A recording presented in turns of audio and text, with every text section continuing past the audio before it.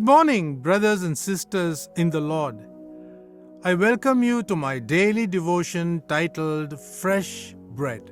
I want to speak to you about a warning given by Jesus Christ, which we find in the Gospel of Matthew, chapter 12, verse 32. Let me read that for you. And whoever speaks a word against the Son of Man will be forgiven. But whoever speaks against the Holy Spirit will not be forgiven, either in this age or in the age to come. Before his ascension to heaven, Jesus charged his disciples not to depart from Jerusalem, but to wait for the promise of the Father, saying, "For John baptized with water, but you will be baptized with the Holy Spirit not many days from now." We read that in the book of Acts chapter 1, verse 5, second half. On the day of Pentecost, when the 120 disciples had gathered in one place, the Holy Spirit was poured out upon them like the rush of a mighty wind. Apart from the 120 disciples that were anointed, men from every nation under the sun were also gathered there. Each man was bewildered when he heard the disciples speak to him in his own native language.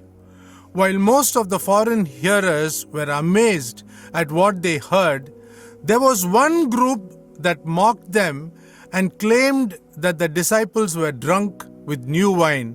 We read that in Acts chapter 2, verse 13. We must note carefully and fearfully that it is a very dangerous thing to attribute the work of the Holy Spirit to any other evil or deceiving spirit of the world. Such actions amount to blasphemy. In the Gospel of Matthew chapter 12 verse 32, the Bible records that this is the only sin that God will not forgive, and that its consequences will be very grave. The author of the letter to the Hebrews cautions Christians that God is a consuming fire, and it is a dangerous thing to fall into his hands. Hebrews chapter 10, verses 29 to 31.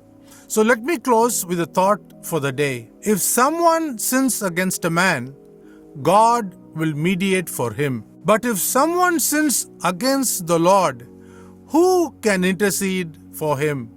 We find this verse in 1 Samuel chapter 2, verse 25 in the first half. Think about this. God bless you.